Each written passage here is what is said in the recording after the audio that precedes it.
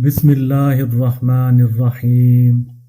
السلام علیکم دوستو، رمضان المبارک کا مہینہ بڑی برکت اور رحمت والا ہے، بڑی شان والا مہینہ ہے، عبادت اور نیکی کا مہینہ ہے۔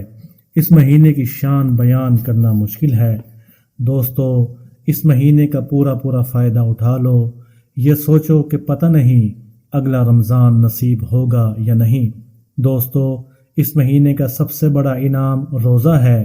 اللہ نے روزہ ہمارے اوپر فرض کر رکھا ہے اور روزے کا اجر اللہ نے اپنے پاس رکھا ہے، اور جس چیز کا اجر اللہ نے خود دینے کا وعدہ کیا ہو، سوچو اس اجر کی شان کیا ہوگی۔ دوستو، ہم سب روزہ تو رکھتے ہیں، روزے کا حق ادا نہیں کر پاتے۔ پورا دن ہم روزہ بھی رکھتے ہیں، نماز بھی پڑھتے ہیں، قرآن پاک بھی پڑھتے ہیں، جتنی عبادت کر سکتے ہیں وہ ہم سب ہی کرتے ہیں، لیکن ہم افطاری کے وقت دعا کا اہتمام کرنا بھول جاتے ہیں۔ ہم صرف جلدی سے افطاری کی دعا پڑھ کر روزہ کھول لیتے ہیں۔ دوستو، آج جو وظیفہ میں آپ کو بتانے جا رہا ہوں وہ کوئی وظیفہ نہیں ہے، وہ دعا ہے۔ افطاری سے پہلے 2 منٹ پہلے آپ نے دعا کرنی ہے۔ دوستو، اللہ تعالی روزہ دار کی دعا رد نہیں کرتے۔ آپ صلی اللہ علیہ وسلم نے فرمایا، 3 آدمیوں کی دعا رد نہیں کی جاتی: ایک عادل حکمران، روزہ دار حتیٰ کہ روزہ افطار کر لے، اور مظلوم۔ دوستو، دعا کا اہتمام کر لو۔ ہم لوگوں نے دعا کرنا چھوڑ دی ہے، اگر کرتے بھی ہیں تو اتنی جلدی میں ہوتے ہیں کہ پتہ ہی نہیں چلتا کب دعا شروع ہوئی اور کب ختم ہو گئی۔ دوستو، دعا کے بھی کچھ آداب ہوتے ہیں، ہم وہ آداب ہی بھول گئے ہیں۔ دعا عین عبادت ہے۔ دوستو، ہمیں پتہ ہی نہیں یہ ایک خاص نمازت ہے، جیسے نماز، روزہ، حج وغیرہ۔ اسی طرح دعا بھی تو عبادت ہے، اس کا بھی تو ثواب ہے، یہ بھی تو ایک رابطہ ہے اللہ اور بندے کے درمیان۔ رمضان المبارک کا مہینہ ہے، پورا دن روزہ رکھ کر ہم 2 منٹ نکال کر دعا مانگ لیں تو اللہ کتنا خوش ہوگا اور ہماری دعا ضرور قبول کرے گا۔ افطاری سے 2 منٹ پہلے اپنا معمول بنا لیں، اللہ کے آگے ہاتھ پھیلا کر بیٹھ جائیں، اور افطاری کے وقت جتنے بھی لوگ بیٹھے ہوں انہیں بھی تلقین کریں، اہتمام کے ساتھ دعا مانگیں، عاجزی اور انکساری کے ساتھ۔ اگر رونا نہ آئے تو رونے جیسی شکل بنا لیں۔ دوستو، اگر آپ کو لگتا ہے کہ آپ کی دعا قبول نہیں ہوئی تو ایسا نہیں ہے، دعاؤں سے فوراً معجزے نہیں ہو جاتے۔ دعائیں آہستہ آہستہ تمہارے لیے اسباب بناتی ہیں اور پھر تمہیں اس مقام تک لے جاتی ہیں جہاں معجزے ہونے ہوتے ہیں، جہاں آپ کے یقین کے سامنے آپ کا نصیب ہار جاتا ہے، اور اللہ تعالیٰ کو آپ کا مانگنا اتنا پسند آتا ہے کہ اللہ کن فرما دیتے ہیں اور آپ کی دعا قبول ہو جاتی ہے۔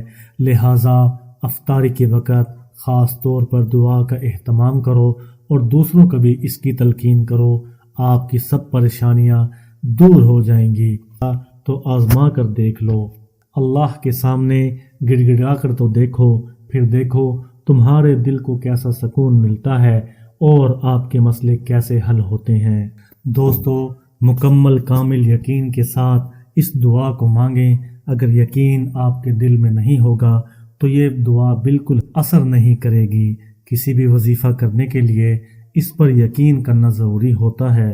بہت سے لوگ ہیں جو یہ سوچتے ہیں کہ ہم تو وظیفہ کر کر کے تھک چکے ہیں، ہمارا کچھ نہیں بنتا۔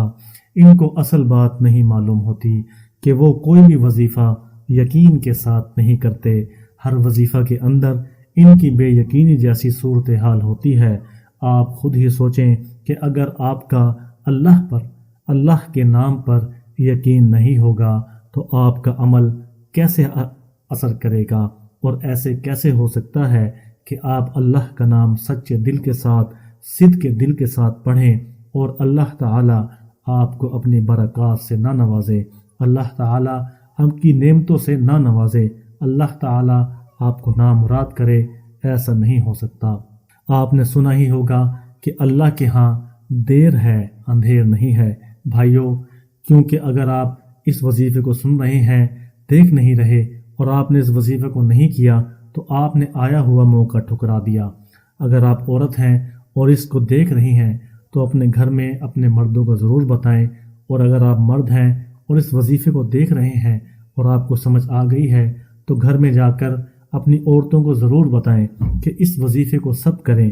حاجات کے لیے اس سے بڑھ کر کوئی وظیفہ نہیں ہے۔ اگر آپ کو کسی چیز کی سمجھ نہیں آئی ہے تو ویڈیو دوبارہ دیکھ لو۔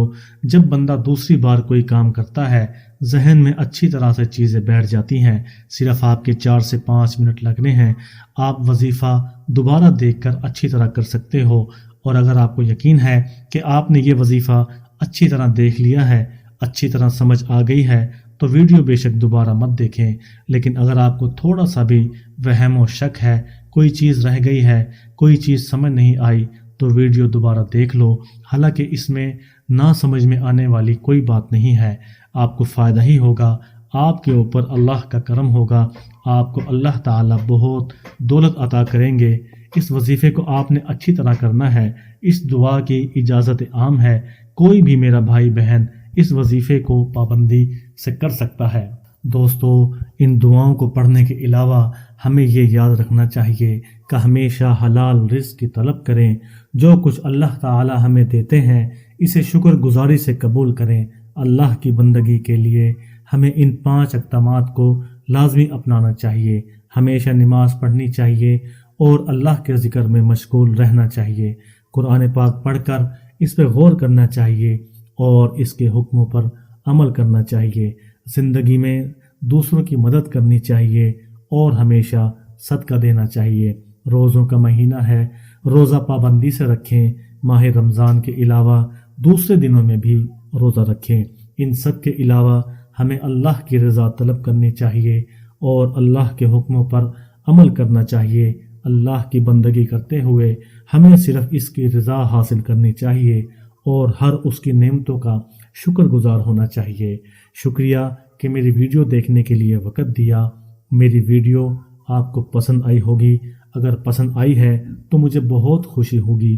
برائے مہربانی اس ویڈیو کو لائک کریں، اسے اپنے دوستوں کے ساتھ بھی شیئر کریں تاکہ اور لوگ بھی اس وظیفہ سے مستفید ہو سکیں۔